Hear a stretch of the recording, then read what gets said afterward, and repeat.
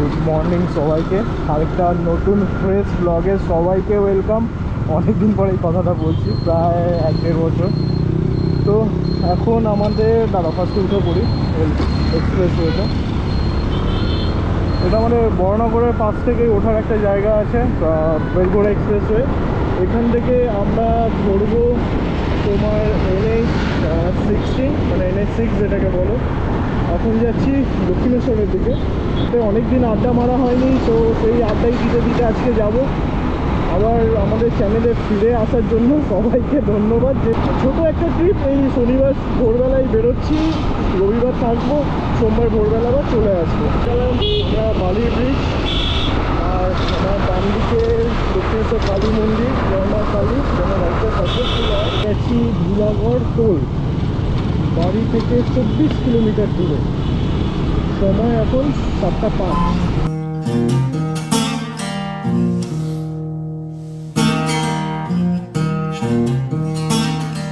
বাঁ দিকে একটা জিওর পেট্রোল পাম্প দেখছি, এইটাতে পেট্রোলটা ভরে নেই।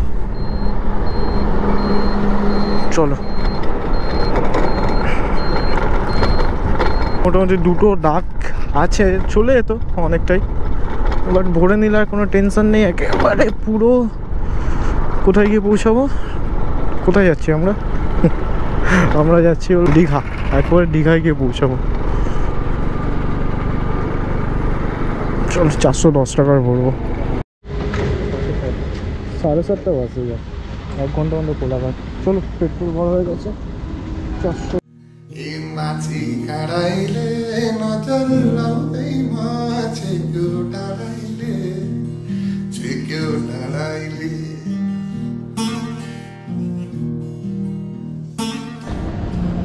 কেমন লাগছে রাইড? সোমনাথ প্রথম রাইডিং জ্যাকেট পরে বলছে ভাই পরবো না, কেমন লাগবে, বাট পরে মনে হচ্ছে এবার ঠিক আছে, তাই তো? সেটাও ঠিক আছে। চলো, খাওয়া দাওয়া কমপ্লিট আমাদের, আর এখন সময় 8:30। আমরা খেলাম ছোলে ভটুরে। মোটামুটি 60 কিলোমিটার কমপ্লিট আমাদের, আর এখন ডিরেক্ট গিয়ে পৌঁছাবো একেবারে দীঘায়। না, দীঘার আগে একটু দাঁড়াবো, কারণ অনেকটা ডিস্টেন্স হয়ে যায়। এখনও প্রায় 120 কিলোমিটার যেতে হবে আমাদের। আমার একটা যে প্রবলেম গাড়িতে, এক্সেলেটারের প্রবলেম, দেখো এক্সেলেটার আমি ঘোরাচ্ছি না, বাট স্পিড মেনটেন হচ্ছে 40। যেন মনে হচ্ছে ক্রুজ কন্ট্রোলে সেট করা আর কি। এটাই একটা প্রবলেম, এটাকে ঠিক করতে হবে। শুধু ব্রেকের কাজে আমার চলছে, হাইওয়ে বলে প্রবলেম হচ্ছে না। যদি এটা ওই লোকালে হতো তাহলে খুব প্রবলেম হয়। এমনিও আমাদের কলকাতা চালাতে আমার কিছুদিন ধরে খুব প্রবলেম হচ্ছে। 2-3 দিন চালাচ্ছি গাড়িটা, প্রায় 3 মাস পড়েছিল, কেউ নেই গাড়ি বাড়িতে। অ্যাকচুয়ালি আমি ছাড়া কেউ বাড়িতে এই স্কুটিটা চালায়ও না। সোজা বেরিয়ে যাচ্ছে খড়গপুর, আমরা যাব বাঁদিকে হলদিয়ার রাস্তাটা। এই যে বাঁদিক চলে গেলাম। লাস্টবার পুরী গেছিলাম সোজা ধরে, আর এখানে বাঁদিকে দেখাচ্ছে দীঘা হলদিয়া। বাঁ দিক থেকে নিচে চলে যাচ্ছিলো মেচেদা, আর আমরা এখন সোজা যাচ্ছি একেবারে নন্দকুমারের দিকে। আর এই রাস্তা একটু ছোট হয়ে যায় আর কি তুলনামূলকভাবে। ওটা 3 লেন থাকে আর এটা 2 লেন, আর একটু কনজেস্টেড রাস্তাটা। যাই হোক, সাবধানে যাই। এরপরে তো নন্দকুমারের পর থেকে তো আরও কনজেস্টেড হয়ে যাবে ওয়ান ওয়ে, আর ওখানে তো স্পিড গান নিয়ে বসে থাকে আবার মামারা। তো মোটামুটি চলো একটু আরাম করতে করতে যাই, তাড়া তো নেই। ক্রস করছি কোলাঘাট হলদিয়া টোল। আমাদের তো টোল লাগে না, কারণ আমরা ভিভিআইপি। যাই হোক, চলো, এটা আমাদের সেকেন্ড টোল। আর কি দুটোই টোল পড়ে, আর তো মনে পড়ে না। দীঘার ওখানে একটা হচ্ছে, বাট চালু হয়নি ওটা। এসে গেছি আমরা নিমতৌড়ি। এখান থেকে আমার মামা বাড়ি যাওয়া যায় এই ডান দিক থেকে। বহুদিন যাইনি। আমার মামা বাড়ি আমার বাড়ির সামনেও, গ্রামের বাড়িটা এখানে মামাদের, মানে মায়ের গ্রামের বাড়ি। যাই হোক, চলো, 79 কিলোমিটার কমপ্লিট। নন্দকুমার এখান থেকে 10 কিলোমিটার, হলদিয়া দেখাচ্ছে 33 কিলোমিটার। আমরা 10 কিলোমিটারের পর ডান দিকে ঢুকবো। আর এখন সময় 9টা বাজতে 3 মিনিট বাকি। মোটামুটি ভালোই যাচ্ছি, রিল্যাক্সে চালাচ্ছি, কোনো তাড়া নেই। এই 60-70 স্পিড মেনটেন করে, কারণ গাড়ির সংখ্যাটা একটু বেশি এখন। শনিবার যেহেতু সবাই যায় দীঘা। কোন সময় 9টা 5 আমরা এসে পৌঁছালাম নন্দকুমার। আমাদের এই বাঁ দিক থেকে চলে যাচ্ছে তমলুক, মানে নন্দকুমার এই সাইডটা তমলুকের দিকে। আর এই দিকে ঢুকে গেল লরিগুলো হলদিয়ার দিকে। আর আমরা চলে যাব এখন দীঘার দিকে। তবে আমাদের এইদিকে সিগন্যালটা আটকানো, এইখান থেকে দীঘা পুরো একটা রাউন্ড আপ দেখতে গেলে।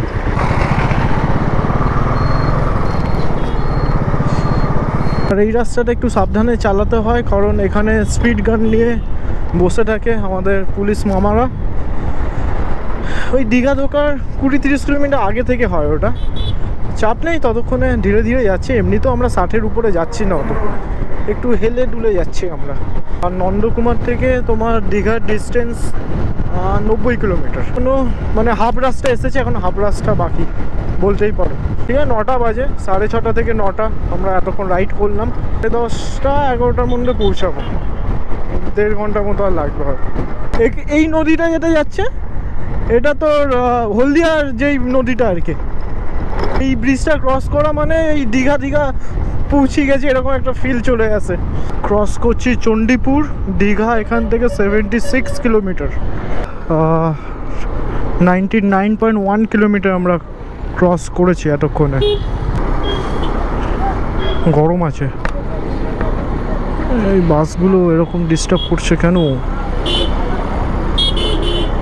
চলো চলো চলো।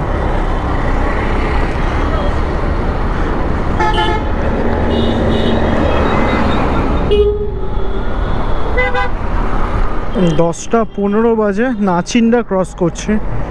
124 কিলোমিটার আমরা মানে কভার করলাম। এখন মোটামুটি 45-40 কিলোমিটার নাচিন্ডা থেকে দীঘার ডিস্টেন্স। অনেক স্লো চালাচ্ছি, বহুদিন পর চালাচ্ছি, তাই এই রাস্তার মানে ঠিক আছে, ধীরে ধীরে চালানোটাই ঠিক আছে।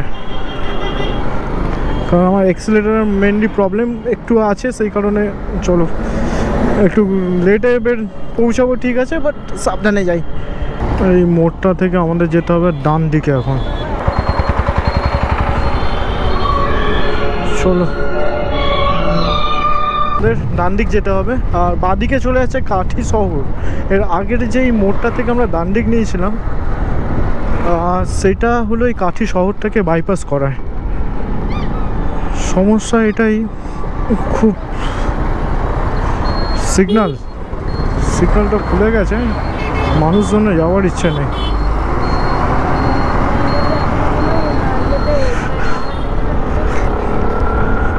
চলো, চাউল খোলা বাঁদিকে মন্দারমণি চলে যাচ্ছে 9 কিলোমিটার। আর আমরা সোজা যাব 20 কিলোমিটার দীঘা। এই যে বাঁদিকে মন্দারমণি 9 কিলোমিটার গেলেই। এখন আমাদের 20 কিলোমিটার যেতে হবে, 11:15 বাজে। যাই হোক, চলো, এই রাস্তাটা যেতে বেশ ভালো লাগে। একটু দীঘা মানে সরি গোয়া ভাইবস লাগে। দীঘা ভাইবসটা শুরু হয়ে গেছে। রাস্তাটা এই বাঁদিকে চলে যাচ্ছে তাজপুর। এখনও দীঘা আর আসছে না, ভালো লাগছে না গাড়ি। আমার হচ্ছে পুরুলিয়া যাওয়ার সময় আমার এরকম কষ্ট হচ্ছিল, সেই গাড়ি চালাতে ইচ্ছা করছে না, ওরকম টাইপের। বালিসাই জায়গাটার নাম। বাঁদিক থেকে যাচ্ছে আমাদের শঙ্করপুর। দীঘার 9 কিলোমিটারের মতন। এসে গেছি আমরা দীঘা গেট অবশেষে। এই লাস্ট 10 কিলোমিটার শেষই হচ্ছিল না। কটা বাজে এখন? 11:15 এখানেই বেজে গেছে। পেনিট্রি ভবন যেখানে থাকবো ভেবেছিলাম, ওখানে রুম নেই। বাবা ফোন করলো, তো আমাদের ওল্ড দীঘাতে কোনো একটা হোটেলে থাকতে হবে। ওটাও একটা জানা হোটেল, মানে বাবা মা গেছিলো কিছুদিন আগে ওখানেও সস্তা দেখতে গেলে।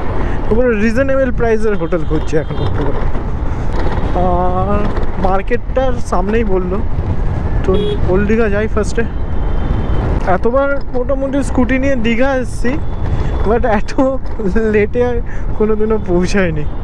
বাঁদিকে মোহনা, আগেকার রাস্তা এটা মোহনার, এখন তো গঙ্গার মানে গঙ্গা বোঝেছে, এখন তো সমুদ্রের পাড় ধরেই মোহনা যাওয়া যায়।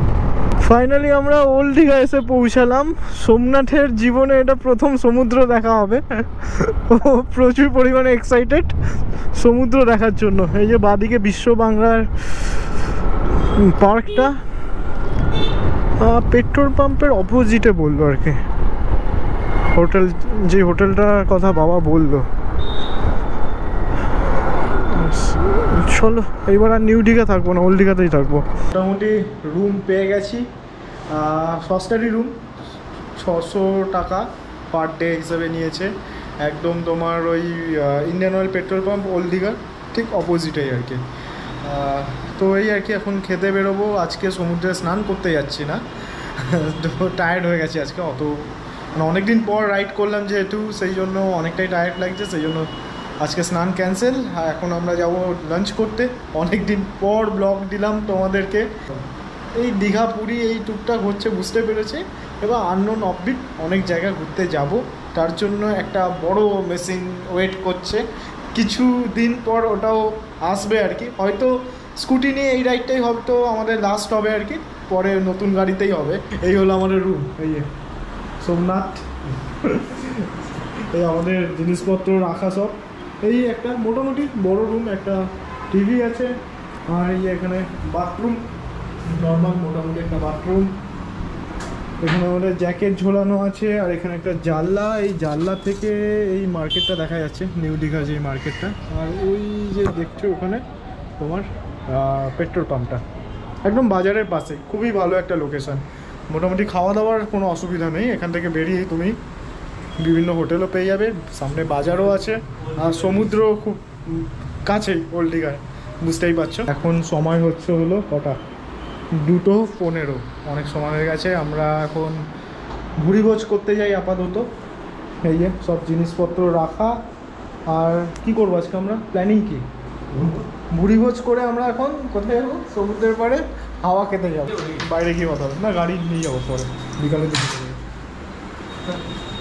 Cab bye. আমরা আজকে স্ক্যাম করেছি একটা, তাই তো 400 টাকার জায়গায় আমরা 280 টাকা কাজ মিটিয়ে দিচ্ছি, স্ক্যাম। তাও ঠিকঠাক আছে, অনেকগুলোই তরকারি দিয়েছে এখানে। খাওয়া দাওয়া আমাদের কমপ্লিট, ছেলে এখন হিসাবে ব্যস্ত। ওই দেখ তো সমুদ্র দেখা যাচ্ছে, ওই দেখ দূরে। তো এখন বাজে 2:45। তো আজকে খাওয়া দাওয়া ঠিকঠাকই হলো আর কি দেখতে গেলে। আমার না দীঘায় আসলে এই সেকেন্ড ব্লগটা করতে খুব বোরিং লাগে আর বোকা লাগে, কারণ ওরকম দেখানোর মতন কিছু খুঁজে পাই না আর কি, ওরকম ভাবনাও আসে না। আর ছেলে আমাদের জীবনে প্রথম সমুদ্র নেমে প্রথমে জলে ভয় পাচ্ছিল, ঠিক আছে, তারপরে একেবারে সেই লাস্ট মাথায় গিয়ে স্নান করে এলো। কতক্ষণ স্নান করলি? 1 ঘন্টা হবে। 1 ঘন্টা না, 1 ঘন্টা বেশি করেছে, 1 ঘন্টার বেশি। আর আমি এখানে রোদে পুরো গরম হলাম। না না, আমার যাওয়ার কালকে যাবো, আমি কালকে ফাটিয়ে স্নান করবো, তো স্কুটি নিয়ে বেরো যাবো। তখন লাঞ্চ করে একেবারে টানে একটা ঘুম দিলাম, আর এখন আমাদের সময় হলো বেরোনোর। এই আর কি, আমাদের হোটেলটা ঠিক এই পাঞ্জাব ন্যাশনাল ব্যাংকের যে ব্রাঞ্চটা দীঘার, ওল্ড দীঘায়। আর এখানে পজিশন ওয়াইজ খুবই ভালো জায়গা, এটা হোটেলটাও ভালো। 600 টাকা 700 টাকা এর থেকে বেটার আর কি হোটেল এক্সপেক্ট করবে দীঘাতে। মোটামুটি ডেসক্রিপশানে নাম্বার দেওয়া থাকবে, তোমরা কন্ট্যাক্ট করে নিতে পারো সেই নাম্বারে, আর অবশ্যই এই রেটেই পেয়ে যাবে, আর কিছুই না। মোটামুটি রুম আছে দুধারে, আমাদের রুমটা হচ্ছিলো এই 10 নম্বর রুম।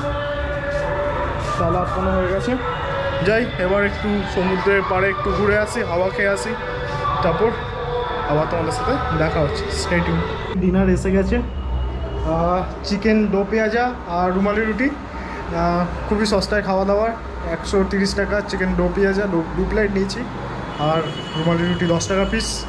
এই সকালবেলা যেখানে লাঞ্চ করেছি, ওখানে ডিনারটা নিয়ে নিলাম, এখন রুমে বসে খাবো।